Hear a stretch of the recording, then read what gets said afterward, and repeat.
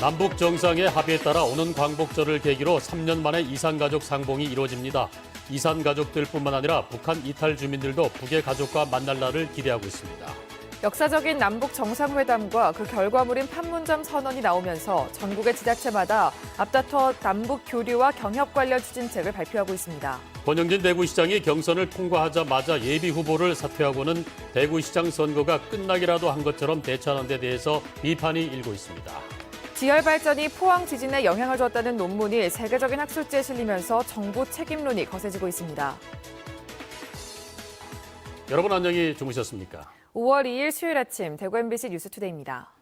오늘 아침 출근길 비가 제법 내렸는데요. 많은 양은 아닌 것 같지만은 건조함은 다소 해소될 것 같습니다. 근데 아침 기온이 좀 내려간 것 같습니다. 네, 비가 내리면서 어제보다 기온이 떨어졌습니다. 출근길 옷차림 신경 쓰셔야겠습니다. 자세한 날씨 김영은 기상캐스터가 전해드립니다. 네, 오늘은 따뜻한 옷과 함께 우산 챙기셔야겠습니다. 어제 경북 북부 내륙을 시작으로 오늘은 전 지역에 비가 확대됐는데요. 이번 비의 양은 5에서 30mm로 그간의 건조함을 해소해 줄 것으로 예상됩니다. 다만 비와 함께 천둥, 번개 치는 곳이 있어 시설물 관리엔 유의하셔야겠습니다. 또한 그간 따뜻한 날들이 이어졌죠. 오늘은 아침 기온 대구 14도, 안동 15도로 출근길 큰 추위는 없지만 낮 기온이 대구 20도, 안동 19도로 어제보다 5도에서 6도가량 낮아 다소 서늘하겠습니다. 또한 강한 바람과 함께 체감 온도는 더욱 낮을 것으로 보이니까요. 감기 걸리지 않도록 건강관리에 유의하시기 바랍니다.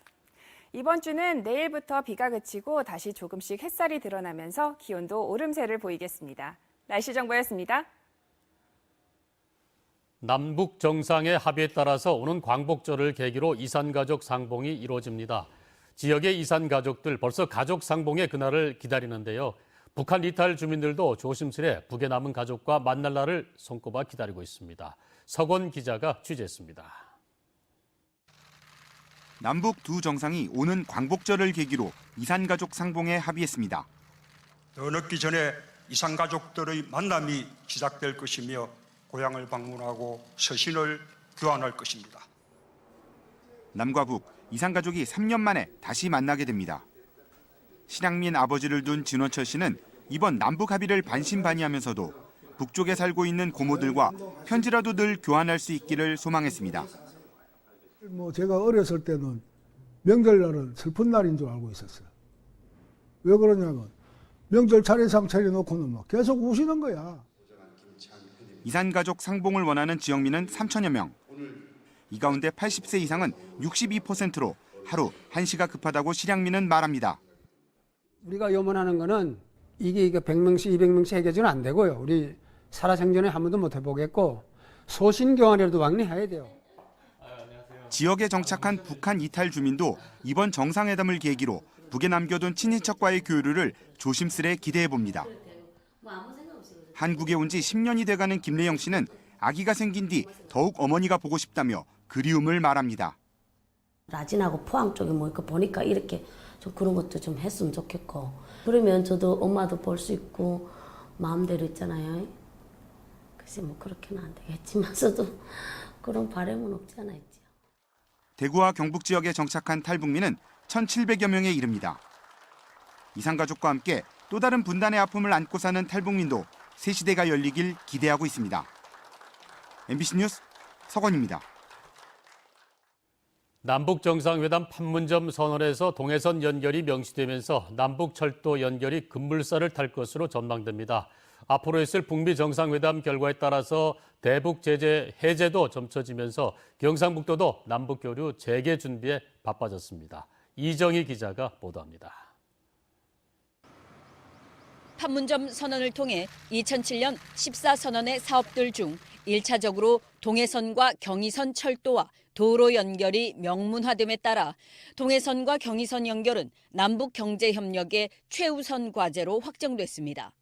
북한 구간이 포함된 경의선과는 달리 동해선은 남한 구간이기 때문에 당장 추진이 가능합니다.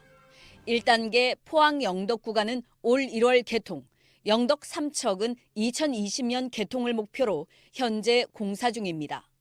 강릉 제진 구간은 3차 국가철도망 구축 계획에 포함돼 있지만 앞당겨질 가능성이 매우 큽니다. 이게 빨리 돼야만이 전체 노선이 연결될 것 같습니다. 전철화 사업으로 우리 에타 신청을 하고 있는데 이거는 전철화 어차피 돼야 될 상황이고 하니까 이것도 같이 건의해서 되도록. 특히 동해선은 시베리아, 몽골 횡단 열차를 통해 유럽으로 연결될 수 있어 문재인 대통령이 역점을 두고 있는 북방경제협력의 핵심 사업입니다. 북방경제협력은 낮은 핫산 프로젝트처럼 러시아도 강력하게 희망하고 있습니다. 그 일환으로 양국이 올해 첫 개최를 합의한 한러 지방협력 포럼의 제1회 개최지로 포항이 유력하게 검토되고 있습니다. 철로, 바닷길이 뚫리면 자연스럽게 북한과 물자와 사람이 오가게 됩니다. 포항이 거점항으로 이렇게 다시 살아날 수 있는 가능성이 있거든요. 대북 관계는 점차적으로 개선이 될 걸로 생각이 되는데요. 그 이전에 이런 부분들에 대해서 저희들 내에서 북미 정상회담 결과에 따라 대북 제재도 상당 부분 해제될 걸로 기대됩니다. 경북이 강점인 농업, 문화 교류도 생각보다 빨라질 수 있습니다. 경상북도는 당장 올해 예천에서 남북 양궁 교류전과 안동 국제탈춤축제 때 북한 탈춤 공연팀 참가를 추진할 계획입니다. 북한이 관심을 두고 있는 독도 문제에 대한 공동 대응도 기대해 볼 만합니다. MBC 뉴스 이정희입니다. 남북 정상회담 개최에 따라서 경상북도 공무원교육원은 오는 9일부터 사흘 동안 공무원에게 통일한국의 미래 준비를 위한 공무원의 역할 이해 교육을 편성했습니다. 남북 정상회담 경험이 있는 전문가와 통일교육원 전문교수 강사들을 초빙해 통일한국의 미래 비전과 준비, 북한의 실태, 통일 대비 전문 행정인 양성과 공무원의 역할에 대한 강의가 이어집니다. 대구 한 정신병원의 폐업 소식 어제 전해드렸습니다. 경영난이 심각해지면서 문을 닫게 됐는데요.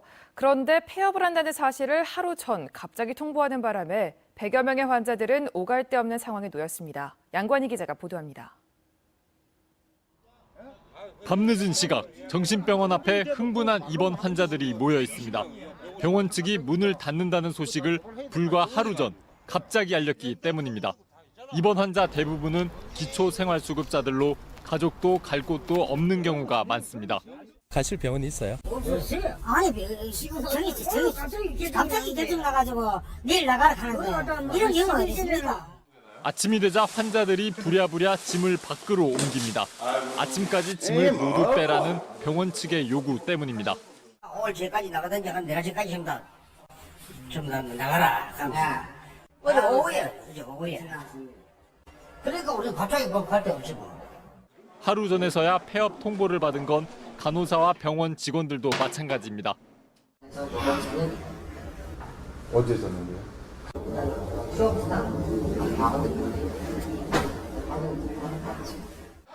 폐업할 경우 30일 전에 입원 환자들에게 통보하도록 의료법 시행규칙에 규정돼 있지만 이런 절차는 무시됐습니다. 이제 급하게 결정됐고 그걸 이제 하면 이 환자를 통보하고 뭐 하는 절차를 실무진 제가 좀 몰랐어요. 이런 거 저도 폐업하는 거 병원 폐업하는 거 저 처음 해보는 거라서. 대구시가 계도에 나서자 법적 절차를 밟겠다고 병원 측이 뒤늦게 밝혔지만 환자들이 머물러도 식사와 치료 등 정상적인 의료 서비스를 받기는 어려울 것으로 보입니다. MBC 뉴스 양관입니다. 지방선거가 다가옵니다만 선거판에서 자유한국당 권영진 후보의 얼굴을 봤다는 사람은 드뭅니다. 경선을 통과하자마자 예비 후보를 사퇴해서 대구시장 선거가 마치 끝나기라도 한 것처럼 행동하고 있기 때문입니다. 보도에 김은혜 기자입니다. 지난달 9일 권영진 시장은 한국당 후보로 확정되자마자 예비 후보를 사퇴했습니다. 선거사무소는 문을 닫았고 선거운동을 일체 중단했습니다. 시정 공백을 막기 위해서라고 설명했습니다. 하지만 각종 행사를 통해 유권자를 만나고 정책을 발표하는 현직 프리미엄이 예비 후보 신분보다 더 크기 때문입니다. 지방선거에 나오는 후보자들에 대해서 유권자들이 별로 아는 게 없거든요. 어떤 식으로든지 자신의 정책을 유권자들에게 많이 노출시킬 수 있다는 것 때문에 비교할 수 없이 큰 프리미엄을 가지고 있다라고 할 수가 있습니다. 상황이 이렇다 보니 선거를 앞두고 여러 단체에서 추진한 후보 토론회도 권 시장 측이 거부하면서 모두 무산됐습니다. 인지도에서 크게 앞서는 상황에서 다른 후보들과 맞대결로 이슈를 만들지 않으려는 몸살이기 전략입니다. 법정으로 정해진 그리고 유권자들이 원하는 그런 후보자 토론회에 대해서 참여하지 않는 경향이 컸고요. 유권자들 입장에 볼 때는 현직 시정을 제대로 평가할 수 있는 기회를 박탈당하는 것이 법적이고 제도적인 보완책이 필요하다고 말씀드릴 수 있을 것 같습니다. 선거를 앞두고 유불리를 따져가며 예비 후보와 현직을 오가는 현직 단체장의 행보에 유권자들의 선택의 폭은 그만큼 줄어들고 있습니다. MBC 뉴스 김은혜입니다. 창조 컨설팅, 이 노조 파괴 전문 회사로 전국적으로 악명을 떨친 회사가 있었습니다. 과거 영남대 의료원이 창조 컨설팅 회사의 도움으로 노조를 없애다시피 했는데 그 앙금과 아픔은 12년 동안 이어지고 있습니다. 윤영균 기자가 취재했습니다. 지금부터 12년 전인 2006년에 영남대 의료원 노동조합은 사흘 파업을 합니다. 인력을 충원하고 비정규직을 정식 직원으로 채용한다는 약속을 병원 경영진이 지키지 않았다는 것이 파업 이유입니다. 병원은 노조원 10명을 해고하고 손해배상 56억 원을 노조에 청구합니다. 노조 파괴 컨설팅으로 악명 높았던 창조 컨설팅 자문을 받은 겁니다. 자문은 효과가 커 노동조합원 950명이 순식간에 70여 명으로 줄어듭니다. 해고 무효 소송을 통해 7명이 복직됐지만 3명은 직장에 돌아가지 못했습니다. 12년 동안 말입니다. 국가에서 지급하는 그 육아휴직비 40여만 원을 그거조차도 다 가압류를 시켰거든요. 다른 간부들 개인 통장 물론이고 조합비 통장 모든 것들 다 이렇게 가압류를 진행을 했었고. 노동조합에서는 이런 탄압의 배경에 박근혜 전 대통령이 있다고 보고 있습니다. 당시 국회의원이던 박 전 대통령이 영남대 재단 복귀를 앞두고 있던 시기였기 때문입니다. 노조는 없는 것이나 마찬가지가 됐고 직선제 영남대 의료원장 자리는 간선제로 바뀌었습니다. 조합원의 권리를 그리고 조합원의 근로조건을 주장을 하면서 했던 노조이기 때문에 박근혜 정식재단이 구재단이 들어오기에는 걸림돌이 되었다고 저는 판단을 합니다. 그래서 노조를 좀 강하게 탄압하기 위해서. 노조와 시민사회단체는 영남학원의 적폐청산은 영남대 의료원 정상화에서 시작해야 한다며 해고자 복직과 노조 탈퇴 원천 무효를 주장하고 있습니다. MBC 뉴스 윤용균입니다. 신암선열공원이 국내 7번째 국립묘지로 승격돼서 이를 기념하는 개원식이 열렸습니다. 국립신암선열공원은 국내 최대 독립유공자 집단묘역입니다. 이번 승격의 의미가 더 큽니다. 박재현 기자가 취재했습니다. 일본에서 항일운동을 한 고 김도희 독립유공자가 안장된 묘비를 셋째 딸 김태옥 씨가 정성스레 닦습니다. 김 씨는 신암선열공원이 국내 7번째 국립묘지로 승격돼 감회가 남다릅니다. 대전국립공원을 갈까 하시더라고 처음에. 그런가 아버지가 집이 멀마 너가 어떻게 오겠냐 여기도 괜찮다 괜찮으니까 그것도 좋아지는 세상이 안 오겠느냐 하더라고. 그게 아마 성견점이 있었던 것 같아요. 국립신암선열공원 개원식이 열렸습니다. 독립유공자와 유족을 비롯해 이낙연 국무총리와 김부겸 행정안전부 장관, 대구시장과 경상북도지사 등 500여 명이 개원식에 참석했습니다. 조국을 위해 헌신하신 조상들을 기억하고 모시는 일은 후손의 당연한 도리입니다. 정부는 독립운동의 역사를 더 찾고 올바르게 정리하겠습니다. 이낙연 국무총리 등은 선열들의 희생을 기리며 독립유공자 묘역을 참배했습니다. 신암선열공원은 지역 국회의원 28명이 지난해 법률 개정안을 발의하면서 국립묘지로 승격됐습니다. 관리는 앞으로 중앙정부가 맡게 됩니다. 1955년 처음 조성된 신암선열공원은 국내 최대 독립유공자 집단 묘역입니다. 대구 경북에서 태어났거나 주소를 뒀던 독립유공자 52명이 묻혀 있습니다. 이번 국립묘지 승격으로 지역 보훈 자긍심도 높아졌습니다. MBC 뉴스 박재영입니다. 지열 발전이 포항 지진에 영향을 줬다는 내용의 논문이 세계적인 학술지에 실리면서 유발 지진 논란이 커지고 있습니다. 국책사업으로 지열 발전소를 추진한 만큼 정부가 책임을 져야 한다는 목소리도 나오고 있습니다. 김기영 기자가 취재했습니다. 고려대와 부산대 연구진은 2016년부터 시작된 지열발전소의 물 주입이 포항에서 규모 5.4 지진을 일으킨 직접적인 원인임을 입증했다고 사이언스 최신호에 발표했습니다. 과거 지진은 땅속 10에서 20km에서 발생했는데 포항 지진은 지열발전소 파이프가 지나는 깊이와 비슷한 4.5km 지점에서 발생했고 발생 시점도 물 주입 시기와 거의 일치한다는 겁니다. 그 지역에 지진이 일어나는 시기하고 물을 주입한 시기가 일치하느냐. 그게 맞아요, 여기는.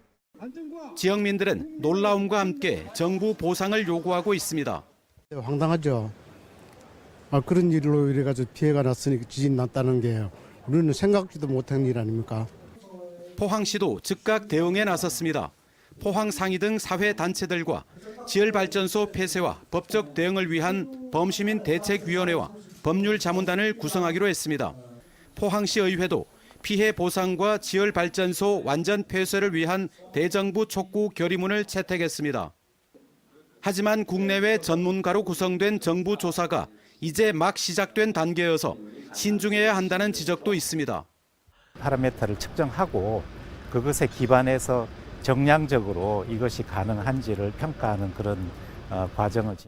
또 활성 단층에 의해 포항 강진이 발생했을 가능성에 대해서도 면밀한 연구가 필요하다는 주장도 있습니다. 포항 지진이 지열발전으로 인한 거다라는 걸로만 몰아갈 경우에 우리가 지진에 대한 어떤 장기적인 재난 대비 측면에서는 상당히 협소해 줄 수밖에 없을 것 같습니다. 포항 지진의 원인을 놓고 논란이 뜨겁습니다. MBC 뉴스 김기영입니다. 대구 지역의 소비자 상담 건수는 의류용품, 정보통신 서비스 등이 가장 많았습니다. 대구시 1372 소비자 상담센터에 접수된 올 1, 4분기 소비자 상담 7,900여 건 가운데 의류, 섬유, 신변용품이 1,200여 건으로 가장 많았습니다. 다음으로 정보통신 서비스가 700여 건, 문화오락 서비스는 550여 건이 뒤를 이었습니다. 대구시는 여름철을 맞아 학교와 직장 내 급식을 통해 집단 질환이 증가하고 있다며 이달부터 9월까지 각별한 주의를 당부했습니다. 이 기간 비상연락체제를 추진하고 24시간 업무체계를 유지합니다. 감염병 발생 모니터링도 강화하고 9개 반 120여 명의 역학조사반을 구성해 주 1회 이상 방역소독도 실시할 예정입니다. 어린이날인 5일부터 이틀간 경주 엑스포공원 내 선덕광장에서 2018 어린이날 특별행사가 열립니다. 페이스 페인팅과 아트 풍선 만들기를 비롯한 다양한 체험거리가 마련됐습니다. 엑스포 대표 공연인 플라잉과 또봇 정크아트 뮤지엄 특별 할인을 비롯해 화석 4,500여 점이 전시된 주라기 로드, 또 4D 큐브 체험 등 가상현실 체험도 관심을 끌고 있습니다. 경북소방본부가 영동철 농기계 안전사고 주의보를 내렸습니다. 지난해 경북도 내에서는 430여 명이 농기계 안전사고를 당했는데 농사가 시작되는 4월부터 6월 사이 전체의 38%가 집중됐습니다. 농기계 안전사고로 22명이 사망한 가운데 경운기 사고가 전체 64%를 차지했고 농약 살포기 사고, 트랙터 사고 등이 그 뒤를 이었습니다. 사망자 연령대는 70대 이상이 12명, 60대 7명, 50대 2명 등으로 나타났습니다. 포항 테크노파크가 운영하고 있는 경북 스마트 미디어 센터가 매우 우수 등급을 받아 과학기술정보통신부로부터 6천만 원의 사업비를 지원받습니다. 경북 스마트 미디어 센터는 첨단 스튜디오와 편집실 등을 갖추고 있고 1인 미디어 제작과 스마트 광고, 동영상 강의 촬영 등을 지원하고 있습니다.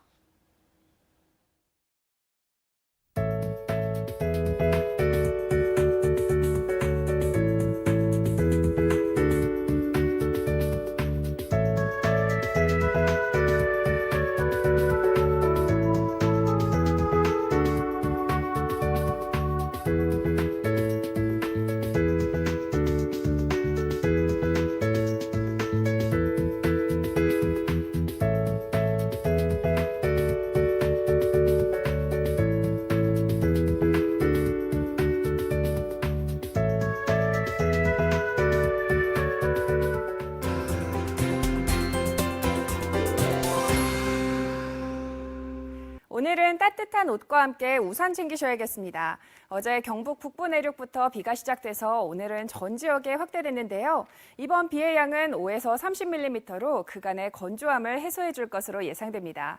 다만 비와 함께 천둥, 번개 치는 곳이 있어 시설물 관리에 유의하시기 바랍니다. 또한 그간 따뜻한 날들이 이어졌죠. 오늘은 아침 기온 대구 14도, 안동 15도로 출근길 큰 추위는 없지만 낮 기온은 대구 20도, 안동 19도 보이면서 어제보다 5도에서 6도가량 낮아 다소 서늘하겠습니다. 강한 바람과 함께 체감 온도는 더욱 낮을 것으로 보이니까요. 감기 걸리지 않도록 건강관리 잘 하시기 바랍니다. 위성 영상 보시면 오늘은 서해상에서 동진하는 저기압의 영향을 받아 우리 지역 종일 흐리고 비가 내리겠습니다. 자세한 지역별 날씨입니다. 대구 현재 기온 14도, 고령 17도로 출발합니다. 낮에는 대구 20도, 고령 21도로 어제보다 기온이 낮겠습니다. 문경의 이 시각 기온 17도, 김천도 17도로 시작하고요. 낮 기온은 문경 18도, 김천 21도로 일교차가 크지 않겠습니다. 안동의 아침 기온 15도, 봉화 14도로 어제와 비슷하게 출발합니다. 낮 최고 기온은 안동 19도, 봉화 17도로 20도를 밑돌겠습니다. 경주의 현재 기온 13도, 낮 기온 18도 예상됩니다. 바다의 물결은 최고 4m로 높게 일겠습니다. 이번 주는 내일부터 비가 그치고 다시 햇살이 드러나면서 기온도 오름세를 보이겠습니다. 날씨 정보였습니다.